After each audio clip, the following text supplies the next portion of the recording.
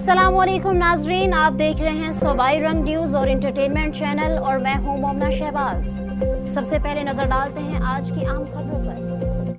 खबर शामिल करते हैं जंगी सैयदा इस्लामाबाद से। सीनियर सहाफ़ी मलिक मजहर हुसैन हादिम की रिपोर्ट के मुताबिक गुज़िश्ता रोज़ जो FIR थाना नून इस्लामाबाद में दर्ज हुई, शाहरोम और इसका भाई नूर मोहम्मद और वक़ास जो मुबैना तौर पर मुनशियात फरोश हैं, जिनके शर से अहलियान मोहल्ला भी परेशान हैं, ने एक निहत्ती बेवा खातून को भी न छोड़ा। मुबैना तौर पर बेवा के घर चोरी भी कर डाली, जबकि बहुत दफ़ा इसे तंग भी किया। मजलूम खातून की IG Islamabad chief justice of Pakistan से इंसाफ की दुहाई, मुल्ज़मान के खिलाफ सख्त कानूनी कार्रवाई की अपील। मज़ीद जानते हैं मुतासरा खातून की ज़बानी।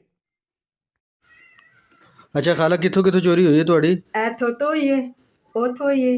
ਇਹਦੇ ਉੱਤੇ ਕੀ ਪਿਆ ਸੀ? ਇਹਦੇ ਤੇ ਪਈਆਂ ਹਨ ਉੱਤੇ ਕੱਪੜੇ ਉੱਤੇ ਪਏ ਹਨ, ਚਾਦਰਾਂ ਪਈਆਂ ਹਨ। ਚਾਦਰਾਂ ਪਈਆਂ ਸਨ। ਉਹਨਾਂ ਲਾ ਕੇ ਖੜੀਆਂ ਠੀਕ ਹੋ ਗਿਆ। ਤੇ ਇੱਥੇ ਪਿੱਛੇ ਮੋਟਰਾਂ ਹਨ, ਉਹ ਵੀ ਕੱਢ ਕੇ ਖੜੇ, ਅੰਦਰੋਂ ਪੈਸੇ ਵੀ ਖੜੇ, ਦਰਵਾਜ਼ਾ ਖੁੱਲਾ ਸੀ ਮੇਰਾ ਤੇ ਅੰਦਰੋਂ ਖੜਿਆ ਨੇ ਕੱਢ ਕੇ। ਯਾਨੀ ਕਿ ਇੱਥੋਂ ਚਾਦਰਾਂ ਨੇ ਨਚਾਈਆਂ ਤੇ ਅੰਦਰ ਵੀ ਆ ਸਕਦੇ ਨੇ। ਹਾਂਜੀ, ਉੱਤੇ ਫਟੇ ਸਾਫ਼ ਜਗ੍ਹਾ ਇਸ ਤਰ੍ਹਾਂ ਠੀਕ ਹੋ ਗਿਆ। ਦੁਬਾਰਾ ਫਟੇ ਕਿਤੇ ਦਰਵਾਜ਼ਾ ਖੁੱਲਾ ਸੀ, ਇੱਥੇ ਅੰਦਰ ਆਏ ਨੇ ਤੇ ਫੋਲਿਆ ਨੇ ਕੱਢਿਆ। ਤੇ ਕਿੰਨੀ ਵਾਰੀ ਆ ਚੁੱਕੇ ਨੇ? 3 ਵਾਰ ਹੋ ਗਿਆ। ਰਾਤੀ ਕੱਲ ਵੀ ਆ, ਪਰਸੋਂ ਜਦੋਂ ਲੜਾਈ ਹੋਈ ਸੀ ਤੇ ਤੁਸੀਂ 15 ਤੇ ਕਾਲ ਕੀਤੀ ਨਹੀਂ ਸੀ? ਹਾਂਜੀ ਕੀਤੀ ਸੀ ਮੈਂ, ਤੇ ਕੋਈ ਨਹੀਂ ਉਹਨਾਂ ਕੋਈ ਸੁਣੀ ਨਹੀਂ ਗੱਲ ਹੈ। ਤੇ ਤੁਹਾਡਾ ਕੋਈ ਸ਼ੋਰ ਜਾਂ ਕੋਈ ਬੱਚਾ ਬੁੱਚਾ ਕੋਈ ਨਹੀਂ ਅੱਗੇ ਪਿੱਛੇ ਜਿਹੜਾ ਤੁਹਾਡੇ ਅਸੀਂ ਨਸਪਾਜ ਕਰ ਲੇ? ਨਹੀਂ, ਮੇਰੇ ਇੱਥੇ ਕੋਈ ਹੈ ਨਹੀਂ ਜਿਹੜਾ ਮੇਰੇ ਨਸਪਾਜ ਕਰੇਗਾ, ਨਾ ਮੇਰਾ ਸ਼ੋਰ ਹੈ ਤੇ ਨਾ ਕੋਈ।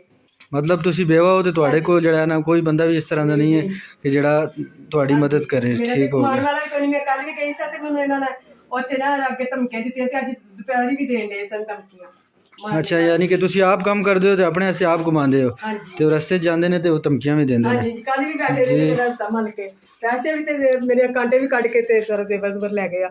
ਇਹ ਜੀ ਇਹਨਾਂ ਨਾਲ भी 3 बार वाक़या हो चुका है। ये बेवा खातून है तो इनका यहाँ पे ऊपर चादरें वगैरह पड़ी थी, लोहे की जो स्टील की चादरें होती हैं, वो पहले वो उतार के ले गए और इस दीवार से कोई उस तरफ इनकी कोई कबाड़ का पड़ा हुआ है सामान ये, तो यहाँ से भी उन्होंने पुरानी मोटरें वगैरह और कुछ सामान जो था वो लेके गई हैं। मैं इनको गाली नहीं निकाली है, ना खुद गाली मुझे निकाली है और खुद मैंने गाली निकाली है, मैंने नहीं निकाली। जी ठीक हो गया। ਅੱਛਾ ਖਾਲਾ, ਉਹ ਬੰਦੇ ਕੌਣ ਨੇ ਜਿਹੜੇ ਤੁਹਾਨੂੰ ਰਸਤੇ 'ਚ ਵੀ ਰੋਕਦੇ ਨੇ, ਫਿਰ ਚੋਰੀਆਂ ਵੀ ਤੁਹਾਡੀਆਂ ਲੈ ਜਾਂਦੇ ਨੇ ਕੱਢ ਕੇ, ਤੇ ਉਹ ਕੌਣ ਨੇ? ਤੁਹਾਡੇ ਜਾਣਦੇ ਪਛਾਣਦੇ ਉਹਨਾਂ ਨੇ? ਨਾ ਮੈਨੂੰ ਰਸਤੇ 'ਚ ਕੱਲ ਵੀ ਰੋਕਿਆ ਕਿ ਮੈਂ ਬਗਾਨੀ ਮਜ਼ਦੂਰੀ ਕਰਨੀ ਹੈ ਤੇ ਮੈਨੂੰ ਉੱਥੇ ਕੱਲ ਨਾ ਰੋਕੀ ਰੱਖਿਆ ਅਤੇ ਮੈਂ ਘਰੋਂ ਬਾਹਰ ਹੀ ਨਿਕਲੀ, ਮੈਨੂੰ ਧਮਕੀਆਂ ਦਿੰਦੇ ਆ। ਠੀਕ ਹੋ ਗਿਆ। ਇਹਨਾਂ ਦੇ ਅੱਗੇ ਇੱਕ ਘਰ ਛੋੜ ਕੇ ਲੜਕੇ ਨੇ ਇਹਨਾਂ ਦੇ? ਹਾਂਜੀ, ਤੇ ਇਹਨਾਂ ਨੂੰ ਧਮਕੀਆਂ ਦਿੱਤੀਆਂ ਨੇ। ਕੱਲ ਵੀ ਮੈਨੂੰ ਗਾਲੀਆਂ ਕੱਢ ਕੇ ਗਿਆ ਤੇ ਮੈਂ ਨਹੀਂ ਕਰ ਸਕਦਾ, ਉਹ ਕਰ ਸਕਦਾ। ਮੇਰੇ ਮਾਲਕ ਤੇ ਉੱਥੇ ਗਲੀ ਵਿੱਚ ਖਲੋਤਾ ਸੀ, ਰੋਡ ਤੇ ਗਲੀ ਵਿੱਚ ਇੱਥੇ ਬੈਠਾ ਰਿਹਾ ਸਾਰੀ ਰਾਤ ਦਿਹਾੜੀ। ਠੀਕ ਹੋ ਗਿਆ, ਠੀਕ ਹੋ ਗਿਆ। ਪਤਾ ਮੈਨੂੰ, ਤੇ ਮੈਨੂੰ ਪਿਸਤੌਲ ਵਹਾਉਂਦੇ ਨੇ ਅੱਗੋਂ। ਅੱਛਾ, ਇਹ 2 ਲੜਕੇ ਨੇ, ਛੋਟੇ ਬੇਟੇ ਨੇ? ਇੱਕ ਵਾਰ ਛੋਟਾ ਤੇ ਇੱਕ ਵੱਡਾ ਇਹਨਾਂ ਦਾ। ਅੱਛਾ, ਇਹ 2 ਲੜਕੇ ਤੁਹਾਨੂੰ ਜਿਹੜੇ ਨਾ ਠੀਕ ਹੋ ਗਏ। ਨਾਲ ਤੁਹਾਡੀਆਂ ਚਾਦਰਾਂ ਵੀ ਚੱਕ ਕੇ ਲੈ ਗਏ ਨੇ ਤੇ ਜ਼ਬਰਦਸਤੀ, ਯਾਨੀ ਕਿ ਸਾਰਾ ਕੁਝ ਆਪਣੇ ਬਦਮਾਸ਼ੀ ਦੇ ਜ਼ੋਰ ਤੇ ਕਰਦੇ ਨੇ। ਠੀਕ ਹੋ ਗਿਆ।